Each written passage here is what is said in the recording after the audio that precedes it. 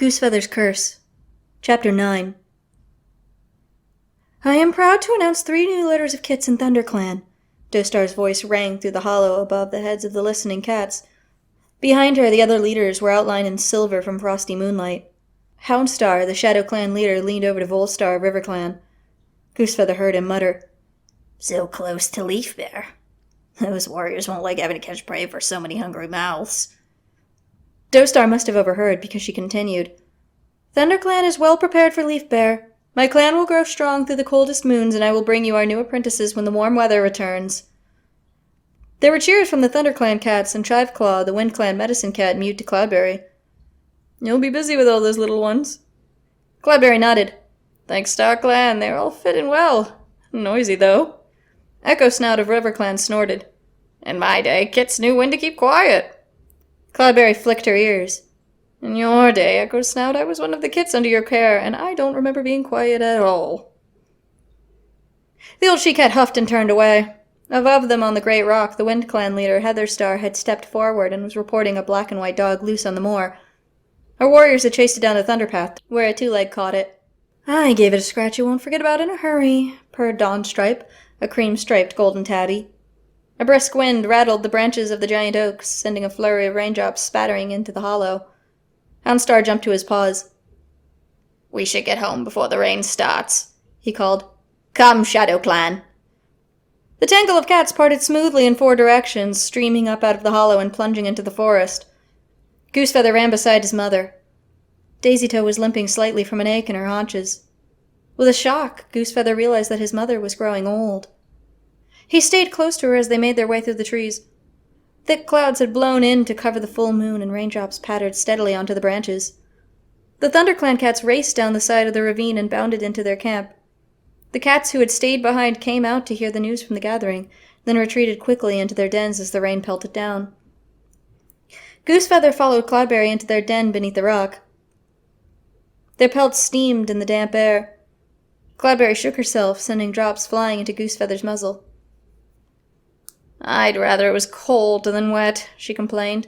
"This weather gets into my bones now." She climbed stiffly into her nest and curled up. Goosefeather pulled some feathers over her flanks to keep her warm. "The wind is strong enough to blow the rain away," he meowed. "I'll be dry by dawn." But it wasn't. Goosefeather was woken by the thrumming of raindrops on the rock above his head. Outside, the browning ferns were half flattened, and the clearing was awash with rivulets. Warriors ran from den to den, hunched against the wind-blown rain, and the fresh kill pile was sitting in a brackish puddle. Pineheart surveyed it with a frown. "We'll have to move it to higher ground," he meowed. "I'll get Mumblefoot and Rooktail to do that as soon as they return from the dawn patrol." Miss Pelt emerged from the Elder's Den on her way to the dirt place and hissed as her paws sank into mud. "Whose bright idea was it to dig up half the clearing?" she muttered. "If it keeps raining, we'll all sink up to our necks." Goosefeather looked at the freshly turned soil that marked the storage places for Freshkill. Each one bubbled with liquid brown sludge. He pictured the prey underneath, soaked through and festering. "Pineheart!" he yowled. "The Freshkill will be ruined! We have to dig it up and take it somewhere dry!" The deputy stared at him. "But we've only just buried it. Where else can we put it? The ground will be soaked everywhere in the forest." Goosefeather was already scraping at the nearest patch of mud. "We can't waste time thinking about that. We have to dig it up before it rots!" He was dimly aware of Pineheart running to the warrior's den and summoning the cats still in their nest. Hairpounce ran from the nursery and started digging alongside Goosefeather. Her light brown pelt was soon smothered in wet earth, and her whiskers were thick with sludge, but she kept scratching until their paws hit a lump of sodden fur. "It's a vole," Hairpounce panted. She crouched down and hauled at it with her teeth. Goosefeather scrabbled at the soil on the other side of the Freshkill. With a squelch, the vole was pulled free, and Hairpounce sat back on her haunches. Goosefeather gazed down at the vole in dismay. Its flanks had caved in, the flesh eaten away by fat white maggots, which writhed in the shriveled fur. The remains of the creature stank worse than crow food, and greasy slime was oozing out of it, soaking Goosefeather's paws. "It's ruined," Hairpounce whispered. All around them, warriors were digging up more rotten prey. Soaked, maggoty, and wasting away to nothing, their precious stores were useless. Goosefeather looked up and saw Dostar standing below High Rock, her eyes dark with fear. Pineheart was standing beside her, his tail lashing as he promised to send more patrols to restock the stores. But there was a weight in Goosefeather's belly like cold stone. His vision was going to come true. There was nothing he could do to save his clanmates from starvation. Hairpounce died first, refusing to eat a mouthful from the moment they dug up the rotten prey, and instead giving all her meager share to her kits. The rain stopped and the snow came, smothering the forest into silent whiteness, which was pierced by moans of pain and hunger. Pineheart kept sending out hunting patrols, but again and again they returned empty-pawed. Goosefeather and Cloudberry turned their paws raw from scraping in the snow in search of leaves to soothe bellyache and ward off coughs and fever. Flashnose dozed from a bout of sickness that racked her body with terrible spasms, and Stagleap and Hollypelt faded soon after. By the time Nettlebreeze slipped into a slumber from which he could not wake, sprawled in the middle of the clearing on his way back from the dirt place, none of the cats were strong enough to move his body. A circle of StarClan cats gathered around the dead Tom, their pelts noticeably shiny among the mangy, dull-eyed warriors.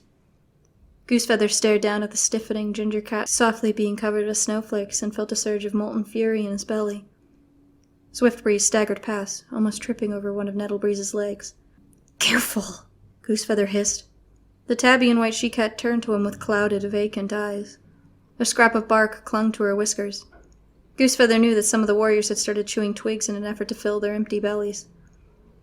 "He can't feel anything now," Swiftbreeze rasped, sounding older than stone. "He still deserves our respect," Goosefeather mewed. He was too weak to move Nettlebreeze himself, but he tried to tuck the dead cat's legs under his belly so that no one else would fall over him. He heard paw steps crunching over the snow and looked up to see Cloudberry limping toward him. The medicine cat looked hollow beneath her white fur, and her teeth seemed too large for her mouth. "Rabbitpaw dug up some worms today," she croaked. "I'm sharing them with Rainfur and the kits. Do you want one?" Goosefeather pictured the slimy, throbbing creature and gagged. "It's okay," he mewed. "Save him for yourself." He gently picked up Nettlebreeze's tail in his jaws and draped it over the ginger cat's back. "We did everything we could," Cloudberry whispered close to his ear. Her breath smelled rotten. "It's not your fault we couldn't stop this happening. The rain spoiling all our prey was just bad luck." Goosefeather lifted his head and looked at her. "There is no such thing as bad luck," he told her. "Only destiny. I knew this was coming. But everything I did just made it worse." He turned and plunged through the snow toward the gorse tunnel. Churned slush showed where a patrol had gone out in the hope of finding something to eat. Goosefeather scrambled up the ravine and walked into the silent forest. How had he ever thought his visions were a gift? StarClan had not blessed him, they had cursed him instead. He would always know the worst that would happen, and be powerless to change it. Mapleshade was right. He was doomed. "Goosefeather." A soft voice made him stop and look around.